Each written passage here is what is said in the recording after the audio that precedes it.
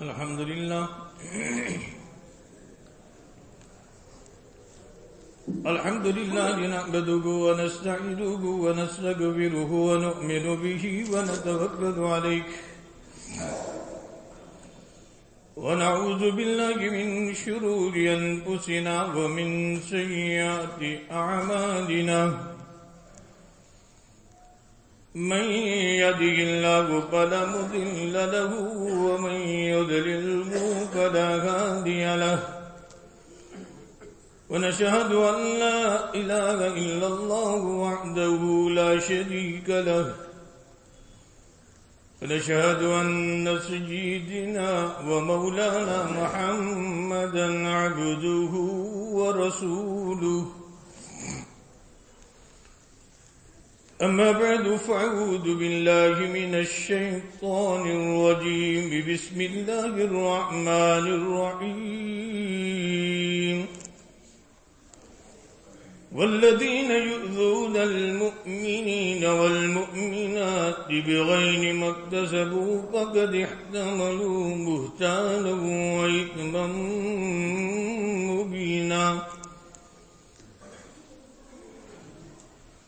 وقال النبي صلى الله عليه وسلم النكاح من سنتي وقال المسلم من سلم المسلمون من لسانه ويده أو كما قال عليه الصلاة والسلام.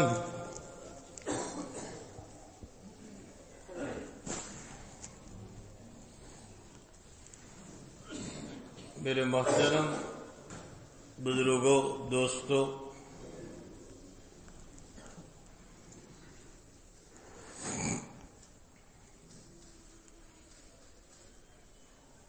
اللہ تعالی نے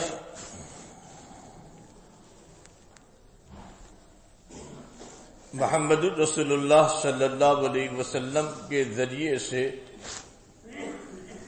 زندگی گزارنے کا جو طریقہ مجھے اور آپ کو دیا ہے، جس کو ہم شریعت کہتے ہیں. جہاں تک آپ جانتے ہیں کہ نکاح کی مجلس ہے، بجائے یہ کہ میں نکاح کے فضائل پر کچھ گفتگو کروں، اس لیے کہ ہمارے مولی عفان جو ہے وہ نکاح کے فضائل سن کر تو نکاح پڑھنے آئے ہیں. اور نکاح کے باب میں آپ جانتے ہیں کہ نکاح کے بڑے فضائل ہیں. مختصر طور پر ہمارے معاشرے میں ایک برائی جو پھیلی ہوئی ہے، اس لیے خاص طور پر صرف اشارہ کر دوں. بڑے فضائل ہیں نکاح کے. حضرت عقافہ رضی اللہ تعالیٰ عنہ نبی علیہ الصلوۃ والسلام کی خدمت میں بارہا آیا کرتے تھے. ایک مرتبہ تشریف لائے تو اللہ کے حبیب نے پوچھا کہ آپ نے نکاح کیا؟ کہا کہ اللہ کے حبیب نہیں کیا. کیا کہ اچھا نکاح کی طاقت ہے؟ کہا ہاں ہے طاقت. پھر بھی آپ نے نکاح نہیں فرمایا. اللہ کے نبی علیہ الصلوۃ والسلام نے فرمایا میری امت کی ملعون ترین جماعت وہ ہے، بدترین جماعت وہ ہے جو بغیر نکاح کے دنیا سے جائے گی. بلکہ عبداللہ ابن مسعود رضی اللہ تعالیٰ عنہ کا وہ قول محدثین نے نقل فرمایا ہے، جس کے باب میں میرے آقا یہ فرماتے کہ فقیہ ھذہ الامہ، میری امت کا فقیہ دیکھنا ہو تو عبداللہ ابن مسعود کو دیکھ لو رضی اللہ تعالیٰ عنہ. عبداللہ ابن مسعود فرماتے ہیں مجھے کسی ذریعے سے اگر یہ پتا چل جائے کہ میری زندگی کے 10 دن باقی ہے اگر، اور میری بیوی کا انتقال ہو جائے گا، میں دوسرا نکاح کروں گا اور اللہ سے اس حال میں ملاقات کروں گا کہ میں نکاح کے ساتھ دنیا سے جاؤں. معاذ بن جبل رضی اللہ تعالیٰ عنہ، جس کے باب میں اللہ کے نبی علیہ الصلوۃ والسلام فرماتے تھے کہ حلال اور حرام کا سب سے زیادہ جاننے والے معاذ بن جبل ہیں. اللہ کے نبی نے آخری زندگی میں یمن کی طرف بھیجا، اور یمن میں جب ایک وبا اور طاعون پھیلا جس میں حضرت معاذ بن جبل رضی اللہ تعالیٰ عنہ کی 2 بیویاں تھیں، اس طاعون اور پلیگ میں دونوں بیویوں کا انتقال ہو چکا. دونوں بیویوں آپ خود طاعون کی بیماری میں مبتلا ہے. حضرت معاذ بن جبل رضی اللہ تعالیٰ عنہ لوگوں سے کہہ رہے ہیں بھائی میرا نکاح کرا لو، نہ معلوم اس زندگی اس بیماری میں اگر میں بھی دنیا سے رخصت ہو جاؤں، لیکن میں چاہتا ہوں کہ اس حال میں رخصت ہوں اور اللہ سے ملاقات اس حال میں کروں کہ میں نکاح کے ساتھ جاؤں دنیا سے۔ آج ہمارے یہاں تو میں نے یہ بات اس لیے سنائی، ہمارے معاشرے میں ایک بگاڑ، ایک پڑھا لکھا طبقہ بھی آج اس بیماری میں مبتلا ہے۔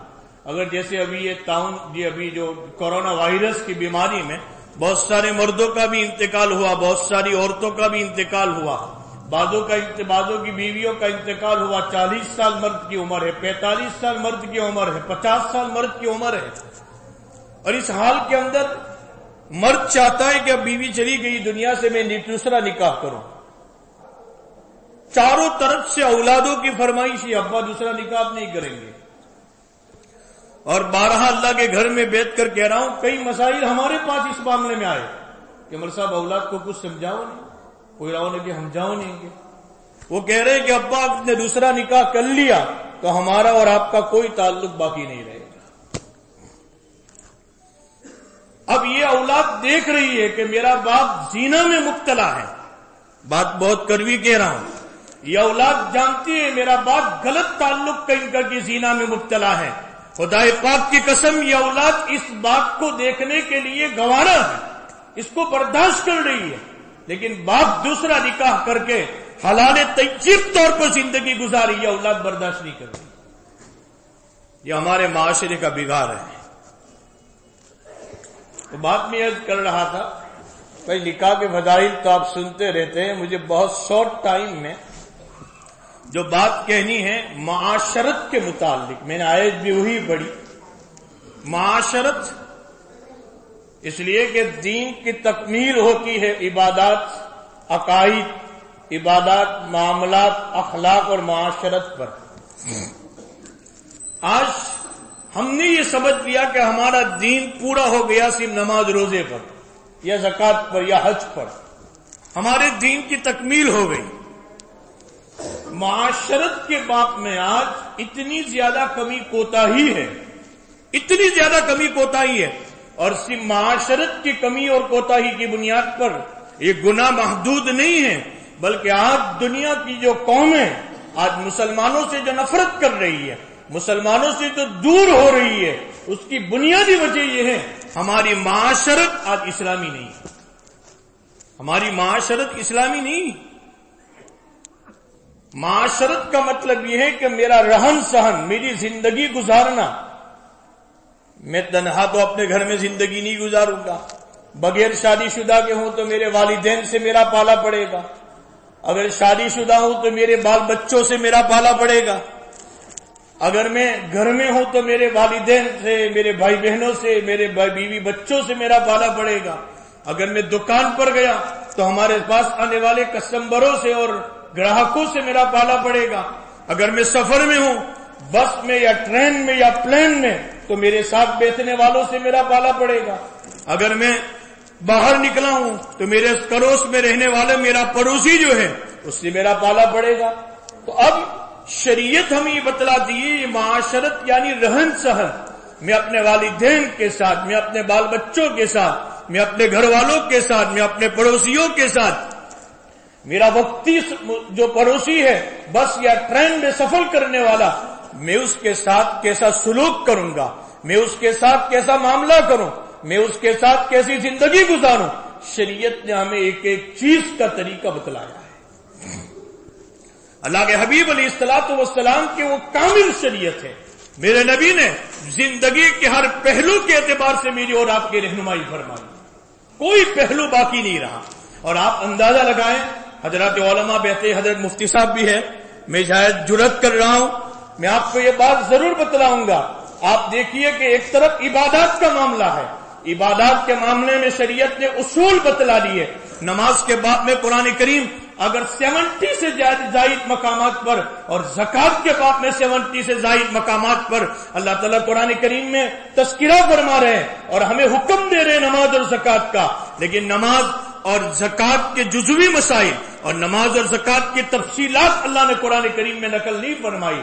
کتنی رکعت پڑھو گے، کس صورت پر آپ کی نماز ختم ہوگی، آپ کس طریقے سے قاعدہ کرو گے، نماز کے جزوی مسائل کی بحث قرآن کریم میں نہیں ہے، لیکن معاشرت کی اہمیت اتنی زیادہ تھی. ہمارے حضرت اقدس کی زبان سے میں نے خود سنا حضرت مفتی صاحب کی کہ فرمایا معاشرت کی اہمیت اتنی زیادہ تھی کہ قرآن کریم نے معاشرت کے مسائل کو کھول کھول کر بیان فرمایا، کھول کھول کر بیان فرمایا.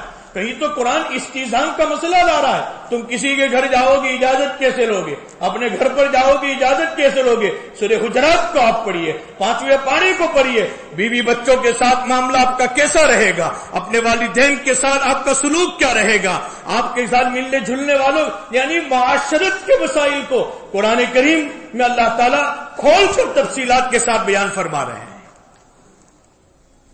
وجہ کیا ہے؟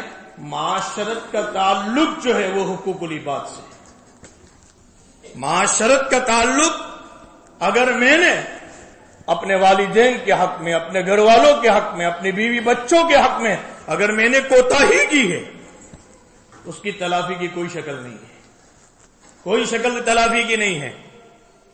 یہاں تک کہ اگر کسی کو ایک آگے کا جملہ کہنا ہو، تلافی کی کوئی شکل نہیں. اگر کسی نے 100 شب قدر بھی کسی کو مل گئی، جس پر اللہ مغفرت فرما دیتے ہیں، 100 شب قدر بھی مل گئی اور عشاء سے لے کر فجر تک اگر آپ اللہ کے پاس روتے رہیں، اللہ میں نے اپنی بیوی کے حق کو ضائع کیا تھا، بیوی کہے گی کہ میں نے اپنے شوہر کے حق کو ضائع کیا تھا، اولاد کہے گی کہ والدین کے حق کو ضائع کیا تھا، کہے گی میرے پڑوسی کا حق میں نے ضائع کیا، اللہ تو معاف کر دے. آسمانوں سے جواب آئے گا، میرے بندے اگر تو 100 سال تک بھی اس مسلح پر رہے گا تو ابھی بندے کا حق میں معاف نہیں کروں گا جب تک کہ بندہ آپس میں ایک دوسرے سے معاف نہ کروا دے. یہ معاشرت کے مسائل، حقوق العباد کے مسائل اتنے، اسی بنیاد پر تو آپ دیکھیے حقوق العباد کے مسائل میں اور ایذائے مسلم، جہاں کسی اپنے بھائی کو تکلیف ہو رہی ہے، فقہا نے مسئلہ لکھا ہے، فرمایا کہ اگر آپ کے منہ سے ایسی بدبو آ رہی جو مسواک اور برش سے بھی ختم نہیں ہو رہی تو آپ کو حکم دیا کہ آپ مسجد میں نماز پڑھنے نہ آئے، آپ اپنے گھر پر نماز پڑھ لیں. آپ کی نماز سے دوسرے مصلیوں کو اور اللہ کے مخلوقات کو تکلیف ہو رہی ہے، آپ کو گھر نماز پڑھنے پر باجماعت نماز پڑھنے کا ثواب ملے گا. عبادات کے معاملے میں ہمیں اتنی زیادہ احتیاط تاکہ میری ذات سے کسی کو تکلیف نہ ہو. ایذائے مسلم حرام ہے. ہمارے حضرت مفتی تقی صاحب عثمانی فرماتے ہیں، ہم تو یہ سمجھتے ہیں کہ ایذائے مسلم کے مسائل کو ہم نے شریعت کی فہرست ہی سے نکال دیا. حضرت مفتی تقی صاحب فرماتے ہیں کہ ایک مرتبہ میں اپنے گھر میں قضائے حاجت کے لیے گیا، ٹوائلٹ میں گیا، یہاں تک کہ وہاں سے نکلا میں فلش کرنا بھول گیا. فلش کرنا جب بھول گیا میں باہر نکلا، والد محترم حضرت مفتی شبی صاحب رحمۃ اللہ علیہ جب اندر جانے لگے تو اس کے بعد یہ کہا کہ محمد تقی یہاں ہو، آپ نے فلش نہیں کیا. فرمایا ابا بھول گیا معاف کرنا. فرمایا محمد تقی آپ نے بھول نہیں کی، آپ نے ایک حرام کام کا ارتکاب کیا.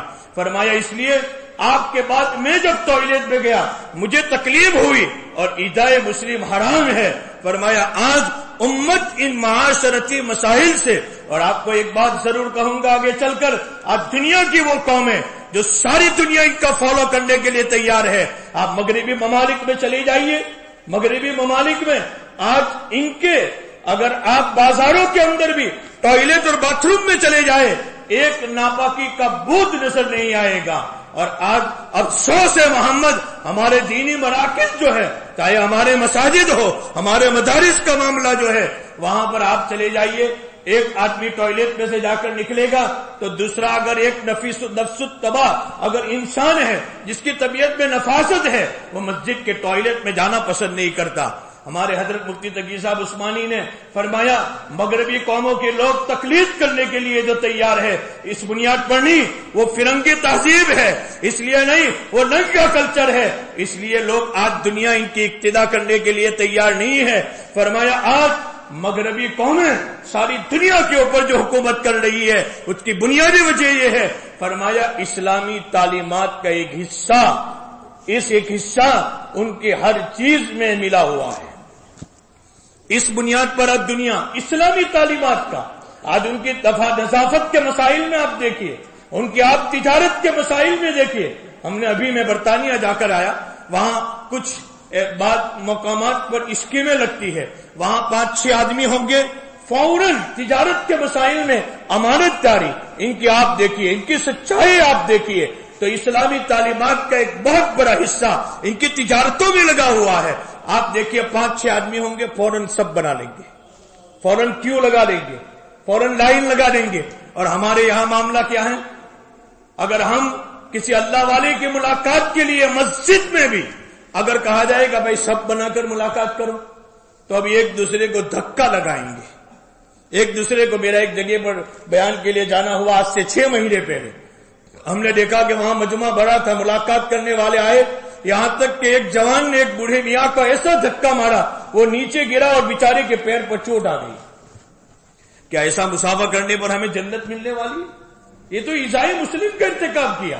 حضرت عمر رضی اللہ تعالیٰ عنہ کو اللہ کے حبیب نے فرمایا تھا، عمر اگر تمہاری طاقت کی بنیاد پر تم حجر اسود کو اگر بوسہ دیں گے، فرمایا اگر تمہاری طاقت کی بنیاد پر حجر اسود کو بوسہ دینے میں عمر اگر کسی کو تکلیف ہو رہی ہو تم حجر اسود کو بوسہ بھی مت دینا۔ حالانکہ کتنی بڑی عبادت، اللہ قیامت کے دن، اللہ کل قیامت کے دن اس کو آنکھیں دیں گے، زبان دیں گے، جس نے بوسہ دیا ہوگا اس کے بعد میں سفارش کرے گا حجر اسود۔ لیکن پھر بھی یہ کہا گیا کہ عمر اگر حجر اسود کو بوسہ دینے میں تمہاری ذات سے کسی کو تکلیف ہو رہی ہو تو عمر حجر اسود کو بوسہ بھی نہ دینا۔ عبادات کی بنیاد پر بھی کسی کو ہمیں تکلیف دینے کی اجازت نہیں دی۔ اللہ کے حبیب علیہ الصلوۃ والسلام، بخاری شریف کی روایت، جب فجر میں تہجد کے لیے اللہ کے نبی جب تہجد کے لیے اٹھتے تھے آہستہ آہستہ آہستہ آہستہ اٹھتے تھے۔ حضرت عائشہ رضی اللہ تعالیٰ عنہا نے فرمایا، اللہ کے حبیب آپ تہجد پڑھتے ہیں اور اتنے آہستہ آہستہ آپ چل رہے ہیں، یہ تو آپ کا مکان ہے، آپ پڑھائے مکان میں نہیں ہے۔ اللہ کے حبیب فرما رہے امام الانبیاء، عائشہ میں اپنی عبادت کی بنیاد پر اپنے گھر والوں کو تکلیف دینا نہیں چاہتا۔ اگر کل قیامت کے دن اللہ پوچھ لے گا محمد الرسول اللہ کو کہ آپ کی تہجد کی بنیاد پر آپ کی بیویوں کی نیند خراب ہوئی، میں کیا جواب دوں گا اللہ کو؟ عبادات کی بنیاد پر تکلیف دینے کی اجازت نہیں۔ آج ہم تو اپنی وہ مستی والی زندگی کی بنیاد پر میری ذات سے نہ معلوم کتنے لوگوں کو تکلیفیں ہو رہی ہیں۔ تو ہمیں معاشرت کے جو مسائل ہے، رہن سہن کے جو مسائل ہے، آپس میں زندگی گزارنے کے جو طریقے ہیں، اس کو ہمیں سیکھنے کی ضرورت ہے۔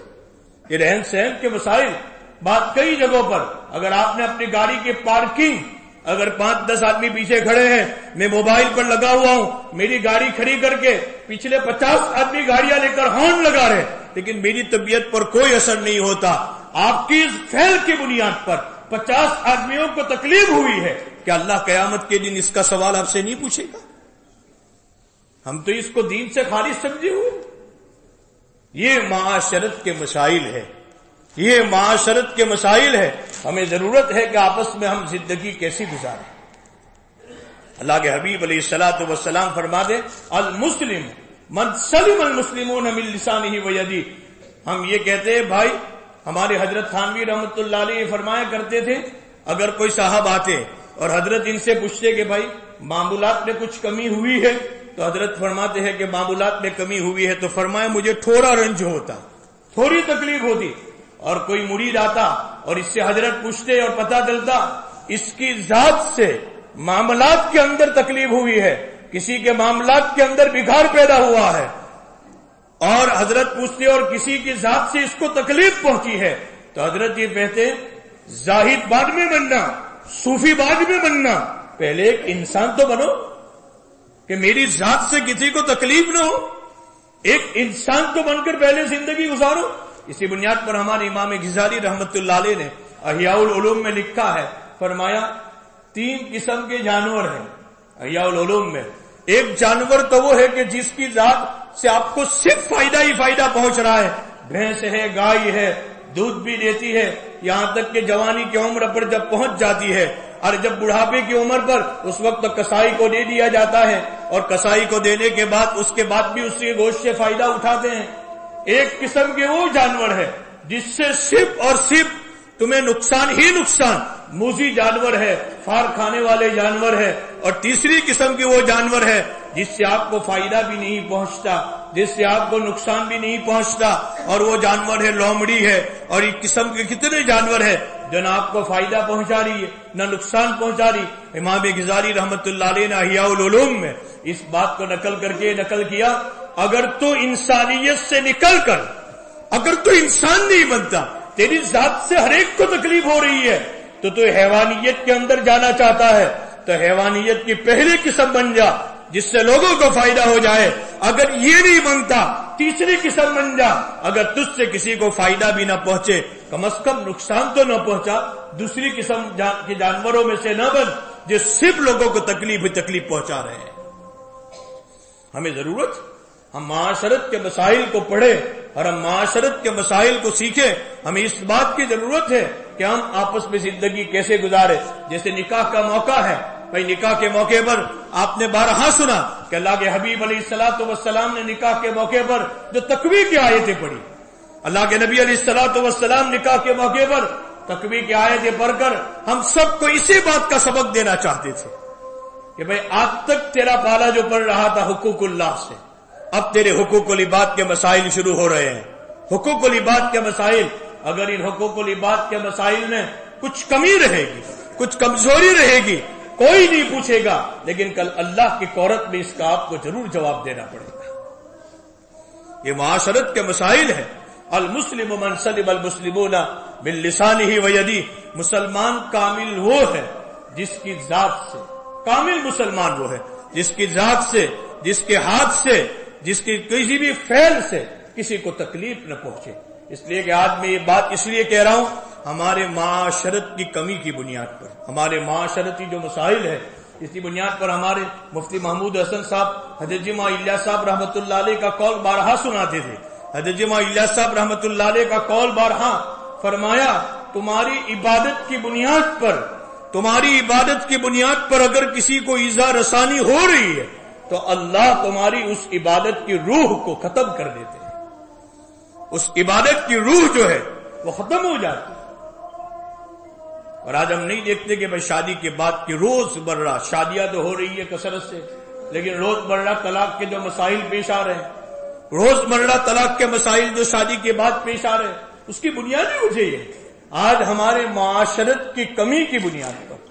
معاشرت آپس میں رہن سہن کیسا ہو، آپس میں ایک دوسرے کے ساتھ سلوک کیسا ہو، آپس میں ایک دوسرے کے ساتھ تعلق کیسا ہو، پڑوسیوں کے بات میں ہمارا کیا تعلق ہونا چاہیے۔ تو آج کثرت سے طلاق کے جو مسائل پیش آ رہے ہیں، اس کی بنیادی وجہ یہ ہے، اس کی بنیادی وجہ ہے کہ آج معاشرت میں ہم یہ سمجھتے ہیں میں نے نماز پڑھ لیا صف اول میں نے روزہ رکھ لیا، میں نے تہجد اسراء کو چاش پڑھ لیا، میرا دین ختم ہو گیا۔ ایک طرف میری ذات سے میرے والدین پریشان، میری ذات سے میرے گھر والے پریشان، بال بچے پریشان، میرے پڑوسی پریشان، میرے رشتہ دار پریشان، اور میری شرافت پر اور میری بزرگی پر کوئی اثر نہیں پڑ رہا اس کی بنیاد پر۔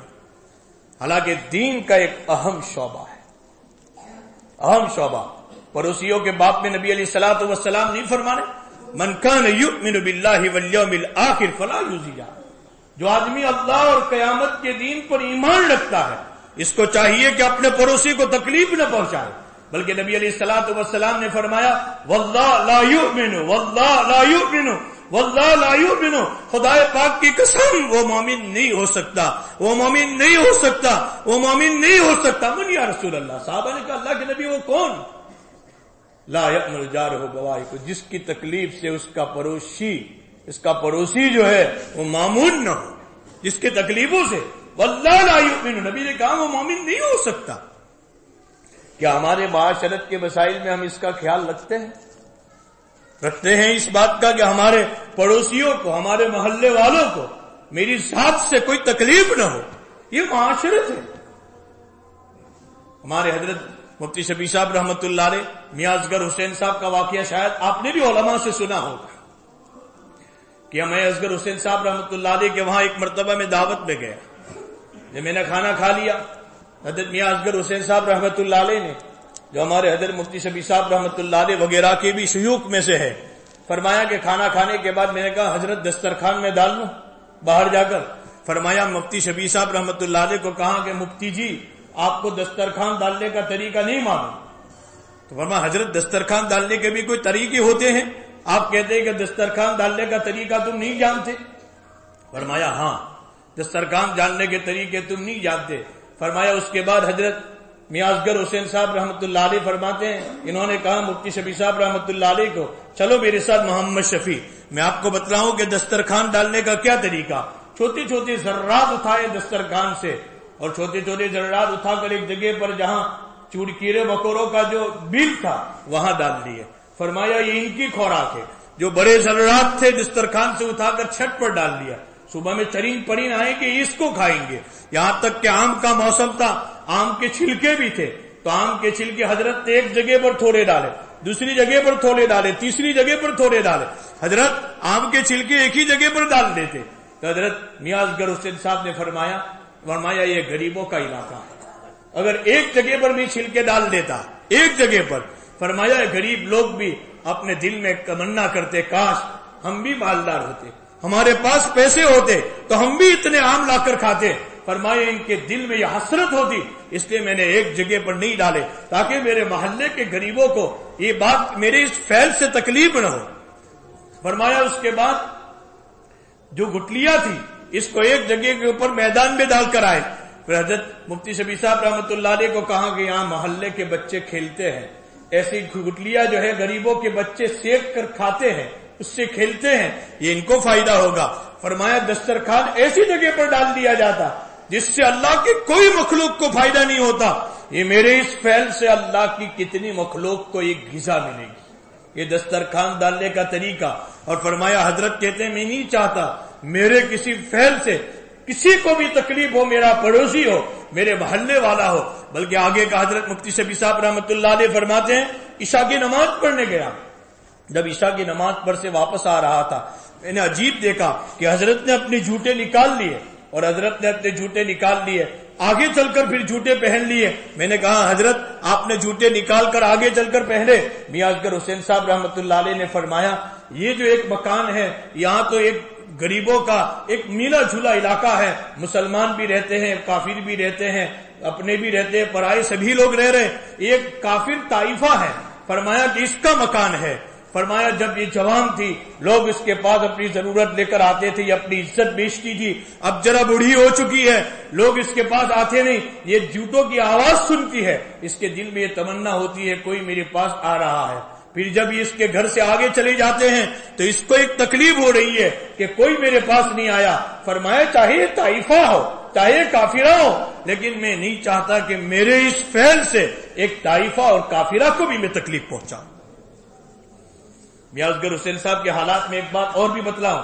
حضرت مفتی شفیع صاحب رحمۃ اللہ علیہ نے لکھا ہے، فرمایا کہ حضرت مفتی صاحب کے پاس لوگ آتے تھے اور کہتے تھے کہ حضرت بیٹھے ہیں، تو حضرت کہتے تھے کہ چوہے بہت پریشان کرتے ہیں، تو حضرت کہتے مشورہ دینے والے کہتے ہیں کہ حضرت بلی پال لو چوہے چلے جائیں گے۔ اور کسی موقع پر مریدین آئے، حضرت نے کہا کہ چوہے بہت پریشان کر رہے ہیں، فرمایا حضرت بلی پال لو چوہے چلے جائیں گے۔ حضرت نے کہا یہ بات تو اصغر حسین کو بھی سمجھ میں آ رہی تھی، بلی پال لوں گا چوہے چلے جائیں گے، لیکن یہ چوہے میرے مکان سے میرے پڑوسی کے مکان میں جائیں گے، جن چوہوں کو میں اپنے گھر کے لیے پسند نہیں کرتا میں اپنے پڑوسی کے مکان کے لیے کیسے پسند کروں؟ یہ معاشرت ہے، ہمیں اس کا مکلف بنایا گیا۔ میں نے آیت وہی پڑھی تھی والذین یؤذون المؤمنین والمؤمنات بغیر ما اکتسبوا فقد احتملوا بہتانا و اسما مبینا۔ لوگوں آج ہمیں معاشرت کو سیکھنا پڑے گا۔ اگر آج امت کے ان لوگوں میں اور پوری دنیا کے ہر کونے میں آج معاشرت زندہ ہو جائے، معاشرت اگر زندہ ہو جائے، میں کہتا ہوں کہ دنیا کی قومیں تمہاری معاشرت کو دیکھ کر ایمان میں داخل ہو جائے گی، معاشرت کو دیکھ کر ایمان میں داخل ہو جائے گی۔ اور آگے کا جملہ کروں، آج معاشرت زندہ ہو جائے گی، نہ باپ کو بیٹے سے تکلیف، نہ شوہر کو بیوی سے تکلیف، نہ بیوی کو شوہر کی تکلیف، کوئی ذات کو کسی کو تکلیف نہیں ہوگی۔ کاش کہ ہمارے اس علاقے میں اور ہمارے گاؤں میں معاشرت کو زندہ کرنے کی ہم کوشش کریں۔ بس اللہ تعالی ہم سب کو جو باتیں کہی گئی اس پر عمل کی توفیق عطا فرمائیں۔ اور اللہ تعالیٰ جو ہونے والے نکاح ہے اس میں بے انتہا رحمتیں اور برکتیں نازل فرمائے اور اللہ تعالیٰ اس کو قبول فرمائے. وآخر دعوانا الحمدللہ رب العالمین.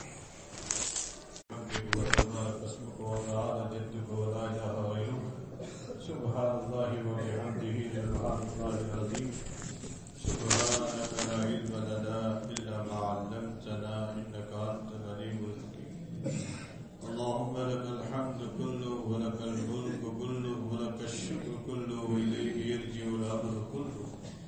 اللهم لا أحصي ثناء عليك أنت كما أثنيت على نفسك وإلهكم إله واحد لا إله إلا هو الرحمن الرحيم. اللهم صل على سيدنا محمد وعلى آل سيدنا محمد وبارك وسلم. اللهم صل على سيدنا محمد وعلى آل سيدنا محمد وبارك وسلم. اللہ گنہگاروں کا مجمع تیرے پاس آیا ہے، خطا کار بھی ہے، سیاہ کار بھی ہے، میرے مالک کیسے بھی ہے، بندے تو تیرے ہیں. اللہ تیرا نام لیا ہے، تیرے لاجتے لگے کے امتی بھی ہے. لاج لگتے ہوئے ہم سب کے گناہوں کو معاف کرنا. اللہ ہم سب کے خطاؤں کو درگزر فرما. اللہ ہم سب کی خطاؤں کو درگزر فرما. اللہ تیرے مرضیات پر چلا، نامرضیات سے ہماری حفاظت فرما. پریشانیوں اور مشکلاتوں کو ختم فرما. یا اللہ ہم میں، ہمارے والدین، گھر والوں میں، اہل و عیال میں، بہنوں میں، رشتے داروں میں، اس مجمع میں، اس گاؤں میں، امت میں جو بھی بیمار ہے اللہ، آج بیماریاں عام ہو رہی ہے. میرے مالک جو بھی بیمار ہے تیرے علاوہ کون شافی ہے؟ تو شفا دینے پر آئے. تو ڈاکٹروں کی ڈاکٹری فیل ہے، حاکموں کی حکمت فیل ہے. میرے مالک کون ہے تیرے علاوہ شافی؟ ساری امت کے بیماروں کو شفا عطا فرما. اس مجمع کے بیماروں کو شفا عطا فرما. اس مجمع کے بیماروں کو شفا عطا فرما. ہمارے حضرت مفتی یحییٰ صاحب نے ابھی کی بیماری کے باب میں بھی سنایا. یہ مجمع تجھ سے دعا کرتا ہے حضرت مفتی صاحب کو بھی مکمل شفا عطا فرما، عافیت عطا فرما. اللہ سب کو ایڑیا رگڑنے والی بیماریوں سے راحت عطا فرما. اے اللہ مومن کی شان یہی ہے، خوشیوں میں بھی تجھے ہی پکارتا ہے، غمیوں میں بھی تجھے ہی پکارتا ہے. میرے مالک اتنا بڑا مجمع دنیا کے کسی امیر کے پاس چلا جاتا، اس میں علماء بھی ہے، صلحاء بھی ہے، سفید ریش والے بھی ہے، جوان بھی ہے، معصوموں نے بھی ہاتھ اٹھائے ہیں. وہی تو ہوگا تیرا چہیتا اور لاڈلا، وہی تو ہوگا تیرا پیارا. اور دنیا کے کسی امیر کے پاس بھی اتنا بڑا مجمع چلا جاتا، واپس لوٹا تو بھی اس کو شرم آتی. میرے مالک تو امیروں کا امیر ہے، بادشاہوں کا بادشاہ ہے. مومن کی شان یہی ہے، خوشیوں میں بھی تجھے ہی پکارتا ہے. ہمارے مالی عفان کا زندگی کا بہت خوشی کا موقع ہے. یہ مجمع تجھ سے دعا کرتا ہے، اے اللہ ان کی آج ہی کی خوشی نہیں، ان کو ہمیشہ کی خوشی عطا فرما، خوشحال زندگی عطا فرما. ہونے والے نکاح کو قبول فرما، خیر و برکت نازل فرما. اس نکاح کے ذریعے سے زوجین میں محبت پیدا فرما. اس نکاح کے ذریعے سے دونوں خاندانوں میں جوڑ پیدا فرما، محبت و مودت پیدا فرما. اے اللہ اس نکاح کے ذریعے سے ان کی روزی اور عمر میں برکت عطا فرما، ان کے علم اور عمل میں برکت عطا فرما. اے اللہ اس نکاح کے ذریعے سے ان کو ایسی اولاد صالح عطا فرما جو دین کی دائیں اور دائیاں بن کر دین کے پرچم کو لہرانے والی ہو. ایسی نیک صالح اور قابل مقبول اولاد ان کو عطا فرما. اے اللہ جتنے بھی اولیاء اپنے جوان بیٹوں اور بیٹیوں کو لے کر بیٹھے ہیں، شادیوں کا نظم نہیں ہوا، یہ بوڑھا باپ رات کو سوتا ہے، کروتے پر کروتے لیتا ہے، نیند کا ایک جھونکا نہیں آتا، اپنی جوان بیٹی اور بیٹی کی فکر لے کر سویا ہے. میرے مالک تیرے خزانے میں کوئی کمی نہیں ہے، تو اپنے خزانے غیب سے ان جوان بیٹوں اور بیٹیوں کا شادیوں کا بہتر سے بہتر نظام بنا. شادیوں کے بعد جہاں توڑ ہے یا ودود یا مقلب القلوب، دل تو تیرے قبضے میں ہے، محبتوں کی طرف پھیر دے، نفرتوں کو ختم فرما، بغض و عداوت کو ختم فرما اور توڑ سے حفاظت فرما. شوہر بیوی میں جوڑ پیدا فرما، اولاد والدین میں جوڑ پیدا فرما، بھائی بہنوں میں جوڑ پیدا فرما. یا اللہ امت مسلمہ میں جوڑ پیدا فرما. توڑ سے اس امت کی حفاظت فرما، توڑ سے اس امت کی حفاظت فرما، توڑ سے اس جماعت کی حفاظت فرما. اللہ جوڑ کی شکل پیدا فرما. اللہ تیری رحمتیں اور برکتیں نازل فرما. میرے مالک، ایک ماں اپنے بچے کو دھکا مار کر اگر گھر سے نکال بھی دیتی ہے، یہ بچہ سوچ لیتا ہے ماں کہیں کھانا بھی مل جائے گا، ماں کہیں سونا بھی مل جائے گا. لیکن یہی بچہ راتوں کی تنہائیوں میں اپنی ماں کی محبت یاد کرتا ہے، پھر ماں کی چوکھٹ پر آتا ہے، ماں پھر دھکا دے کر اس بچے کو نکال دیتی ہے. بچہ ماں سے چمٹ کر یوں کہہ دیتا ہے، اماں دنیا میں سب کچھ مل سکتا ہے لیکن تیرے جیسی ممتا اور محبت کون دے سکتی ہے. ماں کتنی بھی سخت دل ہوتی ہے، بچے کو گلے سے لگا لیتی ہے.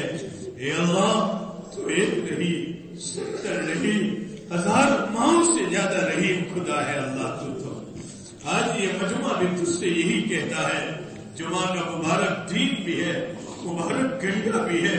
یہ مجمع بھی تجھ سے یہی کہہ رہا ہے دنیا میں سب کچھ مل سکتا ہے، تیرے جیسی محبت کون دے سکتا ہے. اللہ ایک محبت کی نگاہ تو اس مجمع کو ڈال دے. اللہ ایک محبت کی نگاہ تو ڈال دے. اللہ ایک محبت کا چھینٹا تو برسا دے. تجھے کون پوچھنے والا ہے، تجھ سے کون سوال کرنے والا ہے. ہم گنہگاروں کا بیڑا پار ہو جائے گا. اللہ ہم گنہگاروں کا بیڑا پار ہو جائے گا. اللہ تجھے اپنی محبت کا واسطہ ہے. نبی کے صدقے دوپہر میں اللہ ہم سب کی دعا کو قبول فرما لے. صلی اللہ تعالی علی خیر خلقہ محمد وعلی آلہ واصحابہ اجمعین برحمتک یا